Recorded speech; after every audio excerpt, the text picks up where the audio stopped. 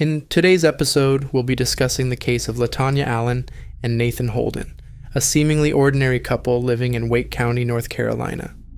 Although the duo would seem like your everyday couple with a relationship full of love, sadly, things would quickly take an unimaginable turn for the worst. But before we discuss what happened between LaTonya Allen and Nathan Holden, it's crucial to understand how the couple got together. LaTonya and Nathan attended the same middle school and hit it off rather quickly, becoming friends before falling in love and entering a committed relationship. While in high school, LaTonya discovered she was pregnant with Nathan's child. She was only 15 years old at the time. Despite LaTonya's mother, Angelia Smith Taylor, serving as a pastor at the Zion Hill Holiness Church, she accepted the fact that her daughter was pregnant and was willing to support her through this unexpected journey. LaTonya's father, Sylvester Taylor, was a Vietnam War veteran who was also heavily involved in the church, yet he was still accepting of his daughter's pregnancy. However, he is wary of Nathan and doesn't exactly like him. Sylvester believed that Nathan didn't have the best attitude, but he wanted his daughter to be happy, so he did his best to deal with the fact that Nathan was the father of his soon-to-be-born grandchild. In 1999, LaTonya and Nathan gave birth to their first child, a boy whom they named Jeremy, also known as JT. Despite having the odds stacked against them due to their young age, the couple exchanged vows and officially tied the knot in 2002. Over the next several years, the couple would have 2 more children, 2 girls named Nautica and Amber. Unfortunately, during this time, LaTonya was raising the children and attending college, which made it nearly impossible for her to have a job. As a result, the finances fell on Nathan's shoulders, which caused a lot of stress and frustration for the couple. Trying to survive on one income was hard for the couple, but they got through it, and LaTonya would eventually graduate college and get a job to help bring in more income. The next several years were a complete struggle for LaTonya and Nathan. LaTonya felt depressed within the relationship and was no longer happy with Nathan for a myriad of reasons. For example, one time in December 2013, it was their wedding anniversary, but Nathan didn't acknowledge it. Instead, he waited for her to go to bed so he could step out and do his own thing. Later that month, Nathan calls LaTonya while she's at work and tells her she needs to rush home. Upon arriving home, she sees her son JT, who is now 15 years old, crying.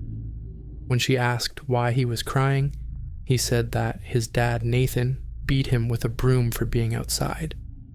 Tensions were raising between Nathan and JT, but things were only worsening. LaTonya told Nathan she felt they could benefit from marriage counseling. She wanted them to discuss and work on their marriage problems. However, Nathan refused to go to marriage counseling or talk it out. Instead, he blamed LaTonya for their problems and said she was the root cause. LaTonya tried to wait things out, hoping things would get better between her and Nathan, but they didn't. So, on December 20th, LaTonya informs Nathan that she is leaving him. He asks her to work it out, but she refuses to do so. LaTonya said she would like to do joint custody with him because she wants to be fair about the custody situation with their kids. She then moves out of the home she shared with Nathan and returns home to live with her parents. At this point, LaTonya's oldest son had the choice to live with her or his father, and surprisingly, he chose to move in with Nathan. Apparently, JT felt torn between the two and even believed that he deserved the beating his dad gave him. In addition, he felt terrible that his mom had the support of her parents, while his father had no one, so he decided it was best for him to live with his dad. At the end of the day, he still loved his dad. On January 1st, Nathan reaches out to LaTonya and begins screaming at her. He lets her know that he plans to come over to her parents' house to get his daughters, whether she likes it or not. Naturally, this made LaTonya feel uncomfortable, She couldn't believe how angry he sounded, so she contacted the local authorities and filed a restraining order against him for safety reasons the following day. Nathan happened to follow LaTonya to the courthouse, where she filed the restraining order. While she was there, he contacted her and said, "Which floor are you on?" He would eventually attempt to block her from leaving the premises. LaTonya asked him to calm down and have the conversation elsewhere, and Nathan agreed. However, while on the road, he begins to believe that LaTonya is trying to flee from him, so he catches up with her and starts driving alongside her to intimidate her. Nathan began texting LaTonya's brother, Sylvester Jr., letting him know things were worsening between him and LaTonya. He sent text messages in which he claimed that LaTonya was keeping him from his children, and that if he couldn't have access to the children, no one else would have access to them either.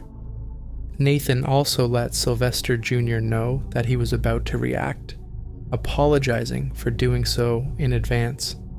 At this point, Sylvester Jr. is attempting to talk Nathan off the ledge, telling him it's not a good idea to react and that it could worsen the situation.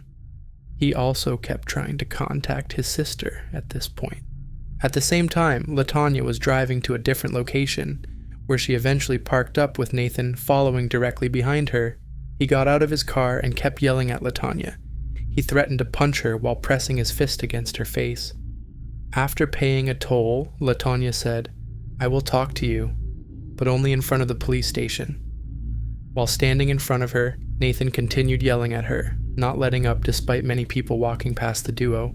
The confrontation would continue until LaTonya asked Nathan if they could move to a new location, to which Nathan agreed, and the two took off in separate vehicles. While on the road, someone from LaTonya's son JT's school reached out to her to check on her well-being. He stated that Sylvester Jr. contacted the school because Nathan was threatening to cause harm to LaTonya and the children, so he wanted to give her a warning to get away from Nathan. He told LaTonya to head over to the police station, which she did.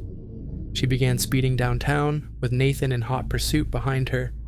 As she pulled up in front of the public safety building, she got out of the car, ran into the building, and asked for help.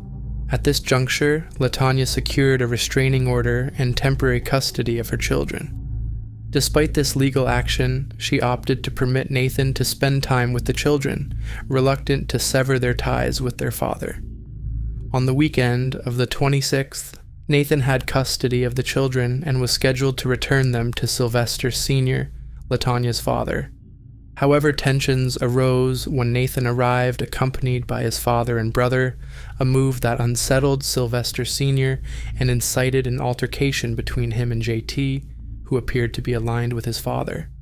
Sylvester Sr. suspected JT of being aware of his father's intention to bring extra individuals to the exchange, a move aimed at intimidation. In response, Sylvester Sr. swatted JT's phone away. Subsequently, JT falsely claimed to the neighbors and police that his grandfather possessed a belt and firearm, though the firearm claim was fabricated.